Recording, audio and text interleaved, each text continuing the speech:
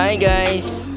Ito na po yung ating ISUZU D-Max LS variant 4x2 with a engine 4GG3. Ngayon, titingnan natin ito yung Underchassi na mga parts guys. Nakatanggal na po yung ating skid plate at yung cover dun sa pangilalim ng ating transmission. So kaya yan, sobrang linis tingnan. At ang luwag kasi 4x2 po ay yung unit. So ito po yung ating towing hook para pag mag towing dyan natin ilagay yung towing bar. At ito yung ating front suspension na may dalawang control arm, upper and lower, coil spring with shock absorber and stabilizer bar. Yan po. So maganda yung design ng front suspension ngayon. At ito guys yung ating oil filter. So almost the same po ng location. At yung axis ganun rin po. So ayos rin yung mag DIY nito. Okay lang. Tapos yung crankshaft pulley natin mas malaki na po ng konti. Yan. Then ito naman guys yung ating radiator, and ito yung drain plug niya. So ayan po. Titingnan naman natin tong power steering assembly po.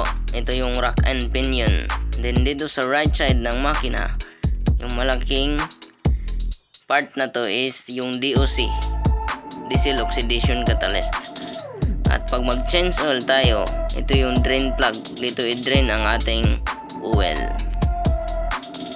So ayan guys, dito naman tayo sa left side na front suspension. So ito yung kanyang stabilizer bushing. Yan, same lang rin naman po yung makikita nating parts dito, katulad dun sa right front suspension, yung ating brakes at suspension, lalo na itong lower ball joint.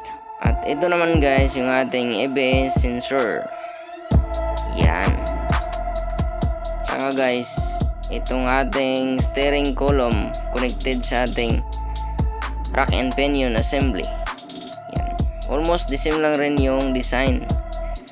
So ibig sabihin po, power steering hydraulic type pa rin. Pero guys, pinago na rin yung hub bearing nito. So di na ma-repack po. Disposable. At saka yung brakes, ganun rin, binago na rin. So ayan guys, so may cross member po sa ilalim ng makina. So dagdag protection po at dagdag tibay na rin sa ating chassis frame. Yan. So ito yung skid plate na tinanggal ko kanina guys. Ito po yung protective cover sa ating pangilalim na mga parts. Yun, ayos. At dito naman tayo sa may transmission side guys. Ito yung ating clutch sleeve. So mas mahaba na po at malaki. So mas malambot na po yung clutch nito. Ayan. So ang transmission po ay same sa mga unang model na 6-speed. At ito guys yung protective cover para sa ating transmission. Ang laki, pero problema po pag mag-change tayo ng oil sa transmission, 6 na bolts pa po yung luluwagan mo para matanggal mong cover na to. Yan na, pahirap dun sa mga technician. Pero ayos naman kasi yun yung protection sa ating transmission. So magandang design ganyan. At ito guys yung ating flexible pipe ng exhaust. So ayos, meron na siyang ganyan. At dito tayo guys sa ating transmission sa puwitan. Sa shifter side naman guys, yan may mga switch yan para sa ating reverse at neutral. At dito guys, titingnan natin yung shifter niya sa lalim. Tatanggalin natin yung cover na yan, yung itim. Kung ano ba ang movement ng ating shifter, yung sa baba na side. Diba may lock ring kasi yung reverse nito eh, pero wala dito yung pinaka-lock niya guys, nandun sa taas lang po. So titingnan lang rin natin kung ano yung operation during first gear, second gear, at saka yung reverse. Dong, galaw-galawin mo nga doon yung shifter sa taas. Yan.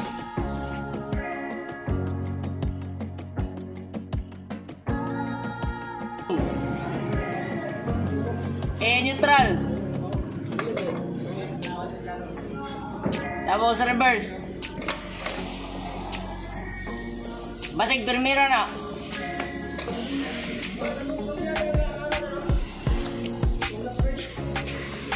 Giraw.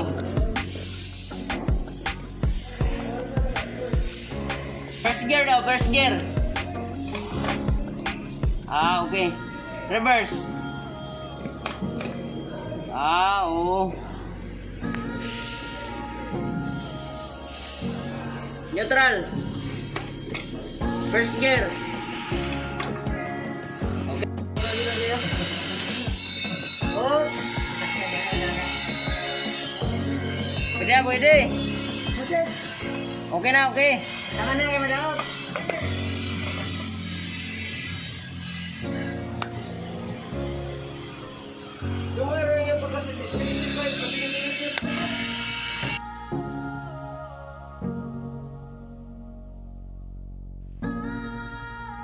Ito guys, meron na naman tayong malaking cross member sa support ng ating transmission.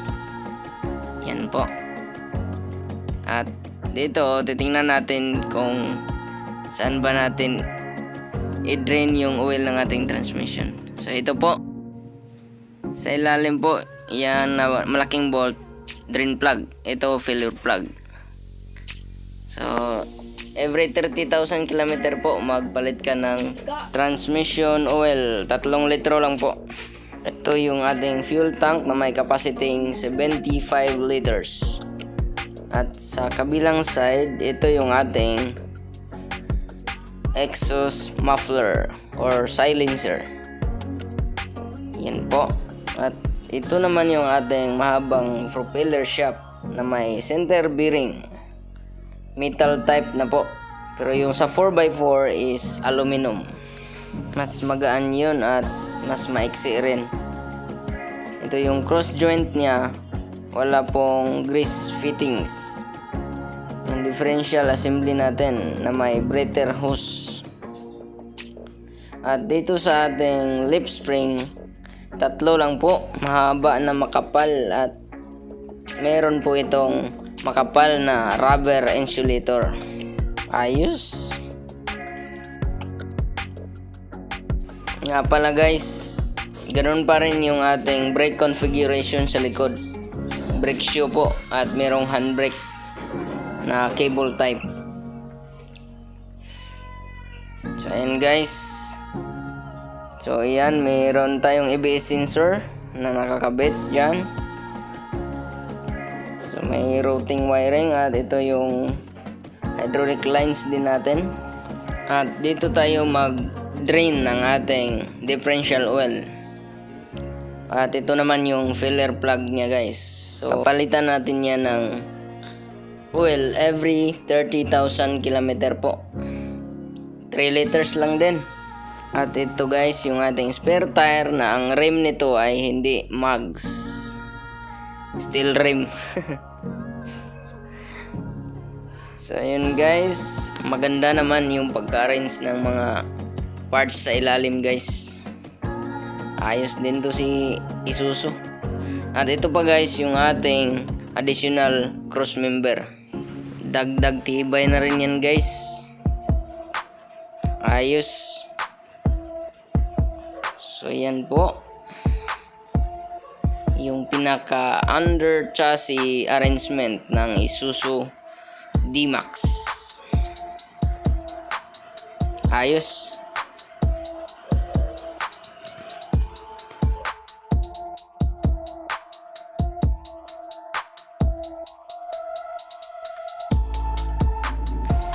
At ganito naman guys, pag meron na tayong skid plate at protective cover sa ating under chassis.